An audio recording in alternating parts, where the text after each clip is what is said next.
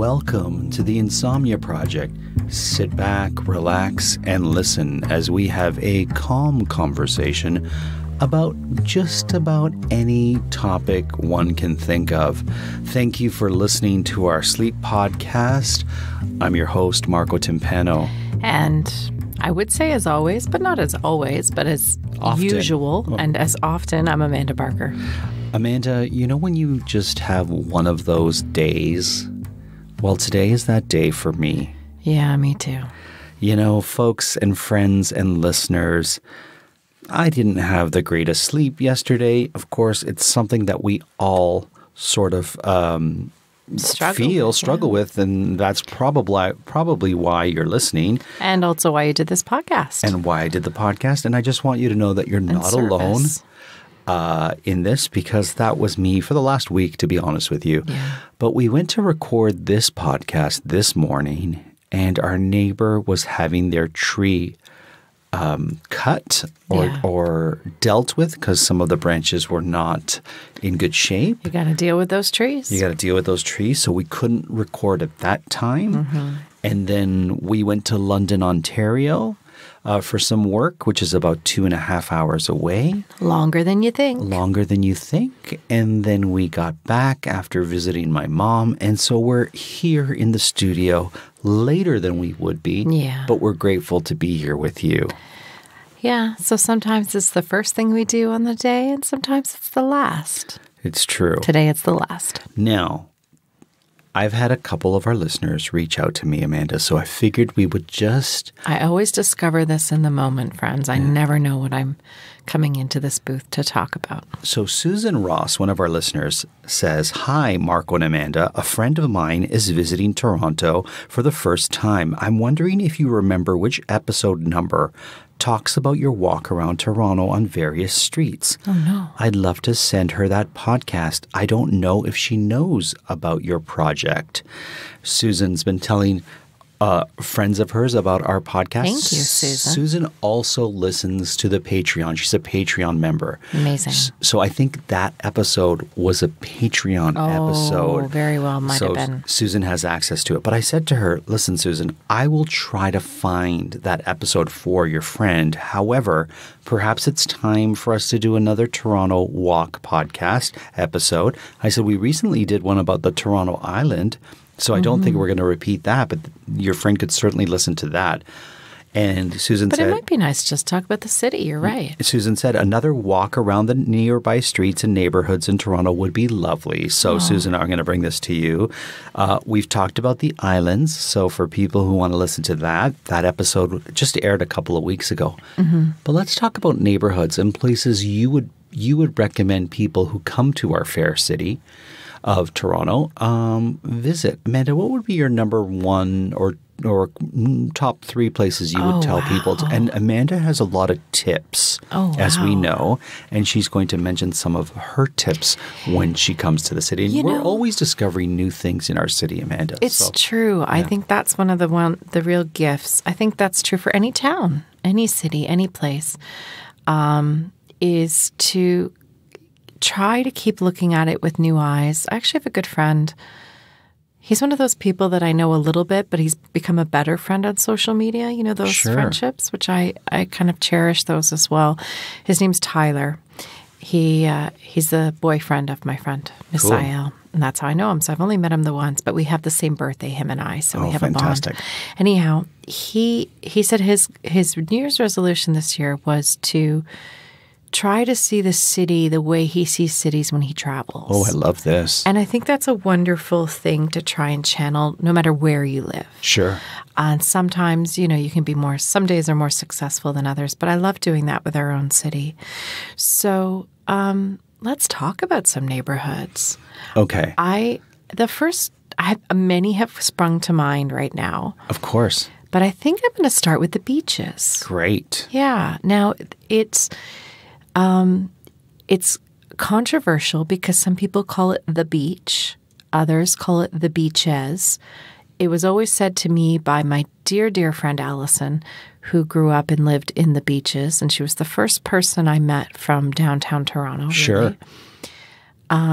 And so that I call it the Beaches. What do you call it? I've always called it the Beaches. Okay. I know that it was rebranded as the Beach, but I will continue to call it the Beaches because that's what I knew it as growing up. But the neighborhood apparently voted on it. So that's why it's called the Beach. They voted they wanted and sometimes they vote incorrectly.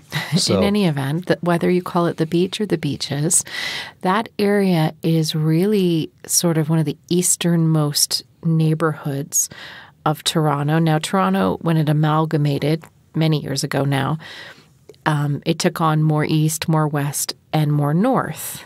If you picture sort of like New York City has Manhattan, the Bronx, Queens, Brooklyn, etc., Toronto has Toronto, Scarborough, North York, Etobicoke. It has all these areas that are now considered part of Toronto. But the thing with Toronto is it's like a little compass. Sure. North, south, east, and west. And the only thing that you can't really expand on is the south because that's the water. That's right. And in fact, the most southernest part, and I know that's not, the most southernest is, sounds like I'm 5 years old, but anyway, is actually the Toronto Islands, which we talked about in depth last week. But the east neighborhoods, one that we actually find ourselves going to a lot now because we have dear friends that move there, is the Beaches.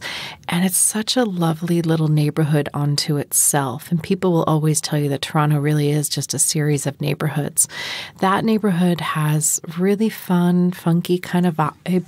Sure, and it kind of has a beach feel, and you can walk along the boardwalk. And it's on a beach. It's on the water of Lake Ontario. That's right. And they're wide, beautiful, big beaches, actually. So if you're feeling like you want to walk on a boardwalk, go to some interesting cafes. Like, what's that cafe that we go to that I really like? Limon is one of them down there. No, the cafe. The cafe. Oh, the Beecher Cafe. The Beecher Cafe. The Beecher Cafe has great breakfast. Forever. Yeah. And it's one of those places where you get a great little breakfast of, eggs and bacon and sausage and bread and toast and whatnot. And it's not tremendously expensive, but it really has a lovely vibe.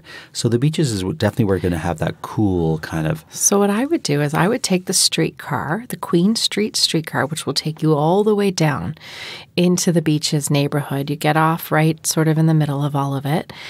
Enjoy the neighborhood and then walk a bit south to the beach itself, walk along the boardwalk, and then that walk along the boardwalk, you can take that boardwalk to the very end, and the very end will actually take you to the water filtration plant, I believe it's called, and it's a gorgeous big Art Deco building on almost a cliff. It's really stupendous if you go up and see the water and the city from that angle. And that's sort of an unknown place. I've only been there once. Right. And I actually walked there because my sister loves to walk. She was visiting Toronto from Halifax. And we did exactly that. I said, well, it was a beautiful day. Let's just walk on the beaches. So we did. Coincidentally, your sister will be here next week, too. She will. I will say that's a long walk. It is a very long walk, just but a beautiful walk. Now, if we head a little bit west of the Beaches, you'll end up in an area that I think is wonderful to visit, and that's called the Distillery District. Mm-hmm. And there you will see cobblestone streets, that is, and you'll see a lot of places to just venture and walk in, different stores. There's a beautiful chocolatier place. The restaurant I would recommend there is called Clooney. One of the restaurants has a lovely brunch. Oh, Clooney is probably the best French bistro in Toronto. And there are a lot of French bistros in Toronto. Milou is one. Bistro, what's the name of that place that we went for your birthday? I disagree with that statement that it's the best bistro because we went to this awesome place. And this is where I'm going to give one of Amanda's tips back to her. Oh, wow. Cafe Beloud. Oh, yeah. In Yorkville. I don't think of that as a bistro. I think of that as a restaurant. No, it's bistro-ish. It's certainly French. Now, Cafe Beloud is amazing. Yeah, I would recommend going there, but I'm going to use one of Amanda's tips because that restaurant can be very pricey. Mm-hmm. But if you go for breakfast, that's where you're going to get the ambiance, the quality of the food, but at a much lesser price than you would if you went there for dinner.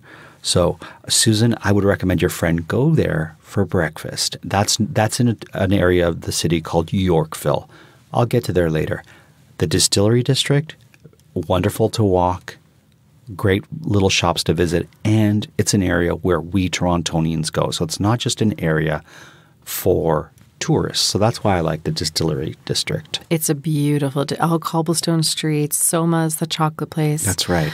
Cluny is an amazing bistro with a gorgeous patio, which I prefer. There's also one of the probably the biggest, best known, and certainly one of the most fun Mexican restaurants there, El Catrine, with a beautiful patio there's like many. You can sit around the fire on that patio if it's a bit cool. Sure. There's probably like 8 or 9 different fires on that patio that you can sit around. It's huge. And inside it's like a real sort of Mexico City kind of vibe. Day of the Dead everywhere. Beautiful. Really fun. Now, another tip I'll give you is if you're planning to go to the CN Tower, which is a very big tourist attraction in the city, you could pay for a ticket that brings you up to the tower and you get to view the tower and see from the tower. I don't know what you call that, but the ticket that just takes you up. The one that takes you all the way up, yeah. And it's not cheap. It's not cheap. But here's my recommendation. They have a restaurant there, and you could pay, or you could go to the restaurant. You just have to pay for the food. So you get the ride up the elevator for free, but you get food with it. So it might be a little more expensive than the ticket up, but you also get food. And then you can go out to the view out point and you can dine and enjoy the view. And once again, go for lunch. Not only because it's cheaper than dinner, but because you'll have a better view because the sun will still be up. Right. And then there's an opportunity to go up to a higher viewpoint. And I think it's an extra $15. Not worth it. You heard it from me. What you see in that main area is the exact same view that you see a few more meters above. So my recommendation, just go to the center part that kind of looks like a donut when you look at the tower. Yeah. I mean, that whole area. So now you've taken us we're south. We've been south the whole journey, and now we're moving west. So we're sort of central south now. So with the CN Tower, you also have Ripley's, believe it or not, aquarium. Yes. Which I'm not sure why Ripley's owns it, but anyway, it's a gorgeous aquarium. Yeah, because everything in it you could believe. There's nothing there that I'm like, oh, I don't believe. Yeah, I don't know. That's the brand anyway that bought it. And we were actually lucky enough to take our niece and nephew for a sleepover there, and we slept under the shark tunnel, which is pretty amazing. But whether or not you do that is sort of almost beside the point. It is a really fantastic aquarium. If you're into aquariums, it's a good one. And then, of course, there's also the Steam Whistle Roundhouse that's there, which is a brewery and a really fun place to visit. And they'll take you on a tour if you like a brewery tour. That's Toronto's sort of iconic beer. And what else is right there? There's a couple things. Right? Well, the Rogers Stadium.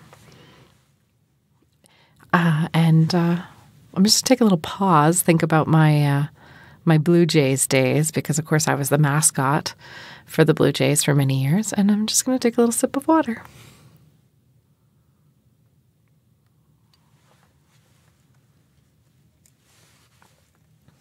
And now I'm hydrated again, thinking about all the beer at Steam Whistle.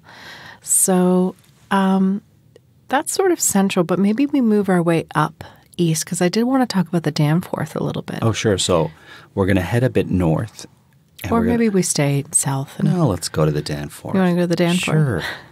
So it's a little less central than CN Tower, but above the beaches and sort of west, as you move west, there's a few other neighborhoods that are really great in the east end of Toronto. I love Little India. I mean, the cuisine obviously is amazing, but beyond that, it's the colors. You can get some really beautiful scarves and jewelry there. Sure. Obviously saris or whatever else you might be in the market for. But it's just the vibrancy, and it's just a little tiny corner of Toronto. It's that's Gerrard Street, not the Danforth, because we mentioned it's true. Yeah. So that from the beaches you kind of go west and north, and then if you keep going north, then yes, you'll head over to the Danforth. That street is never called Danforth Avenue. It's almost always called the Danforth. Again, I'm not really sure why. It's also Greek town. It's also Greek town. They have a huge Greek festival every August. But you can get some great cuisine on that street. It's weirdly now sushi as well. A lot of sushi there. Great sushi. But obviously it's known for its Greek food. Nothing too fancy there. It's a lot of the sort of Greek favorites. You'll certainly get a feel of Toronto on that street. Sure. Authentic Toronto. Yeah. So I'm going to take us from the Danforth. You can take the bus and head west. Okay. And you're going to go, the Danforth turns into Bloor Street. Well, you take the subway. I would think from the Danforth, that's the main subway line, not the bus. Sure. So you'll take the Danforth. Well, you'll take the subway and you're going to head west. And you're going to go to Bloor Street. And there's an area of Bloor Street called the Annex. It's one of my favorite areas to walk around. So this would be like Bloor and Bathurst area. Bloor and Bathurst to Bloor and Spadina.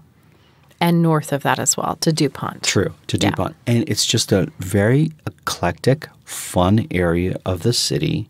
You'll see a mishmash of students and intellectuals.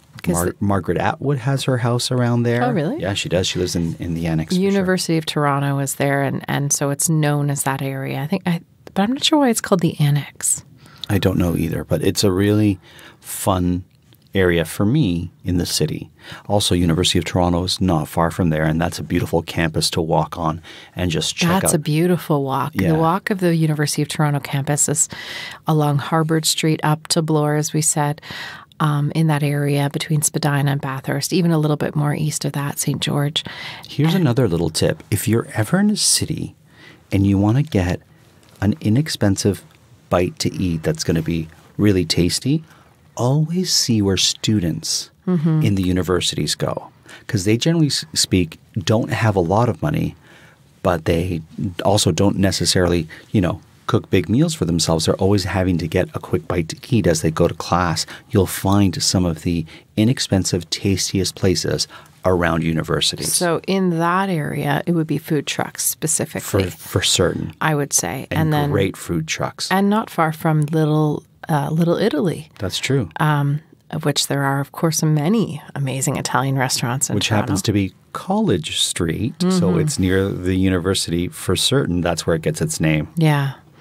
And then, of course, the other university, Toronto Metropolitan University, a little closer to the Sky Dome, a little more central. Sure. It is central. It's basically on Yonge Street and Church Streets, but a bit north of where, say, the Sky Dome is and the CN Tower is.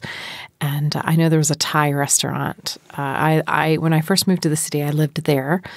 Because I moved to the city with someone who was starting a school there. It was called something else back then. Now it's called Toronto Metropolitan University. Yes. And so there was a Thai restaurant called, weirdly enough, and it's still there, called The Salad King. I don't know why it's called The Salad King, because what they're known for is pad thai. But in any event, every student would go there. Now, before we venture too far away from Bloor Street, there's one more spot I want to mention on Bloor Street. And that's a really unique museum called the Bata Shoe Museum. I've never been. Amanda's never been. Have you? I've walked into the books, not the bookstore, the, what do you call it, where you buy souvenirs? The gift shop. The gift shop. But I hear it's fantastic. Well, okay, so we have lived in the city. For myself, I've lived in the city 20 years. How long have you lived in the city? All my life. And we've never been, and we live very close to the Annex. We do. We could walk there. I always recommend it for people to check out. And we've never been. And everyone who goes says it's wonderful. So there we go. We have to go. So the Bata Shoe Museum. And I love museums, and I've never been. Can you believe that? And you also love shoes, may I add. I know. What is wrong with me that I've never been? Well, you know what? I'm going to make a resolution here and now, and I'm going to try and go in the next week. By the time we do the next podcast, I'm going to try to see what I mean. This is what I mean about traveling, because if there was a shoe museum and we went to another city, I'd be like, oh, Marco, let's go to that shoe museum. Of course. And Amanda broke her shoe just moments ago before we recorded the podcast. I did. And I broke my shoe in a museum about Coca-Cola one time. So if you're ever in Atlanta, the Coca-Cola Museum is fantastic. and I broke my shoes. Do you want to say how you... Sure, yeah. So now we're definitely taking a detour from Toronto, a big detour south to the city of Atlanta. And yeah, we were in the Coca-Cola Museum because it's the birthplace of Coca-Cola. And they have a room where you can sample all their products that they make all over the world. And the claim to fame is, I don't remember how many, but it's something like 500 different types of soda. Yes. Or pop. And so you think, oh my gosh, you get now I don't know how they do it these days, but you get a cup. It was a couple of years ago, maybe 10 years ago, you get a cup and then you just go from fountain machine to fountain machine. And they're mostly variations of the same thing. Well, there's Fanta products. There's different products that you can get. Every country, because it's from all over the world, so every country has an orange and a cola and a diet and a grape. They might have a bitter flavored soda that we don't necessarily... Or cream soda kind of thing. Sure. But anyways, it's a fun day. But because of the nature of that room of people sort of going to these fountain machines, inevitably some of that soda spills on the floor. And of course, the vast majority of it is sticky with sugar, right? And you can imagine that there are hundreds and hundreds of people that go through that area, and every little spill adds more and more to the floor. And so that particular day, they were saying, just so you know, in our soda room, the machine that cleans the floor isn't working, so it might be a bit sticky. So you think, okay, well, fine.